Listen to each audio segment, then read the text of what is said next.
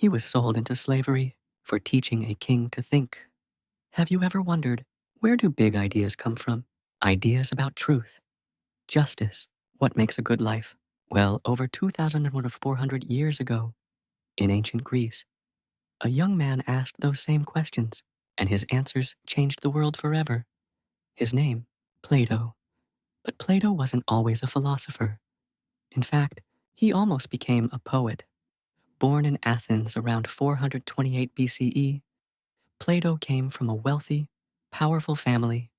He was smart, athletic, and full of dreams. But everything changed when he met Socrates. Socrates didn't write books. He walked the streets of Athens, asking people simple but dangerous questions. What is courage? What is justice? Do you really know what you think you know? Most people got angry. But Plato? He was fascinated. For 8 years, Plato followed Socrates everywhere, learning, questioning, thinking.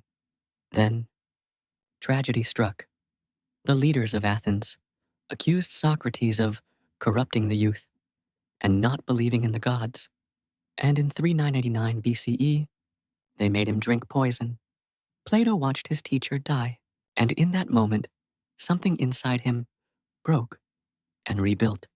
He realized, if society kills truth tellers, then society must change. So Plato left Athens. He traveled for 12 years, studying math in Egypt, philosophy in Italy, even learning from mystics. But he never forgot Socrates. When he returned to Athens, he did something no one had ever done before. He opened the world's first university. He called it the Academy. No fancy buildings, just a quiet garden outside the city.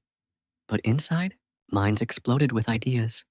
Plato taught that the world we see, trees, people, even our own bodies, is just a shadow, a reflection of a deeper, truer reality, the world of forms. Think of it like this. You've seen many circles, in wheels, plates, coins, but none are perfect. Yet, you know what a perfect circle is? That perfect idea, that's real, more real than the messy world around us. This idea, it shaped science, math, even religion for centuries. And then, there was his most famous student, a young man named Aristotle. Yes, the same Aristotle who later taught Alexander the Great. Plato never stopped writing. He wrote dialogues, stories where Socrates debates big ideas, not dry lectures, but living conversations. And in one of them, the Republic, he imagined the perfect society, ruled not by the rich or the powerful, but by philosopher kings, wise people who love truth more than power. Sounds idealistic? Maybe. But that's the point. Plato believed ideas could change the world. He died at 80, still teaching, still questioning. And his academy, it stayed open for 900 years. Music swells gently. So next time you ask, what is real? Or what is fair? Remember Plato, the poet who became a thinker, the student who honored his teacher by never stopping the search for truth. And maybe, just maybe, you're part of that same journey. But here's something most people don't know. Plato didn't just talk about changing the world. He actually tried to do it. Not with armies, not with money, but with philosophy in the palace. After founding his academy, Plato got a shocking invitation from the most powerful man in Sicily, Dionysius II, the young tyrant of Syracuse. Dionysius had heard about Plato's idea of the philosopher king, and he thought, maybe I could be one. So Plato sailed across the sea, twice, to teach a king how to rule with wisdom. But power is a dangerous teacher. At first, Dionysius listened. He read Plato's books. He asked deep questions. Plato even helped him design a new constitution, fairer, wiser, more just. But then, the courtiers whispered in the king's ear, Plato wants to control you. He's turning you against your own people. Doubt grew, trust broke, And on his third trip to Syracuse, Plato was arrested. He was sold into slavery. Yes, the greatest philosopher of his age became a slave. But even that didn't stop him. By pure luck, or maybe fate, a friend recognized him in the marketplace, paid his ransom, and brought him back to Athens. When Plato returned, he didn't rage. He didn't give up. He went straight back to his garden and kept teaching because he finally understood. You can't force wisdom on a king, but you can plant seeds in students, and one of them might grow into something extraordinary. And remember Aristotle, the quiet student from northern Greece? He absorbed Plato's ideas, then questioned them, then built his own. That's how philosophy grows. Not by repeating, but by thinking deeper. Even in old age, Plato never stopped writing. His final work? Laws, a practical guide for real cities, with real people.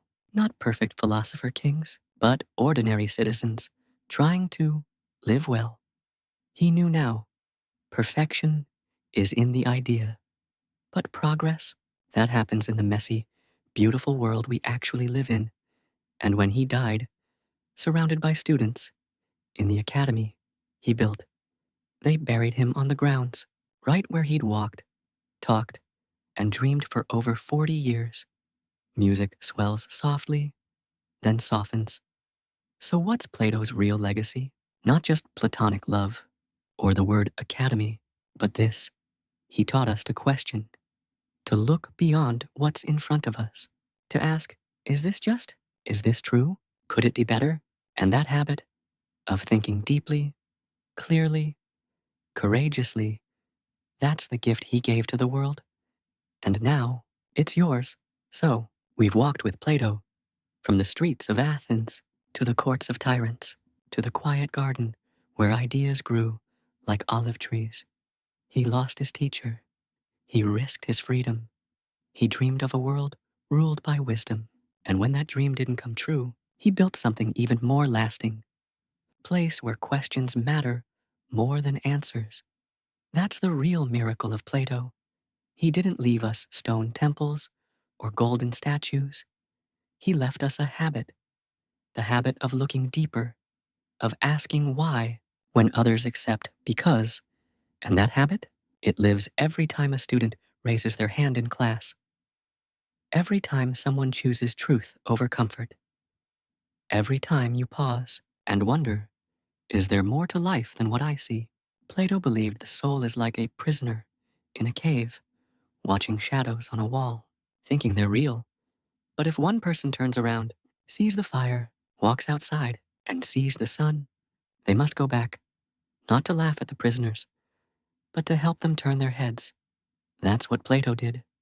And now, maybe, that's what you're doing too. Music swells gently, then softens to a quiet hum. So thank you for listening, for thinking, for being part of this ancient, ongoing conversation. Because philosophy isn't just for old men in togas. It's for anyone who dares to wonder. And as Plato wrote over 2,400 years ago, the unexamined life is not worth living.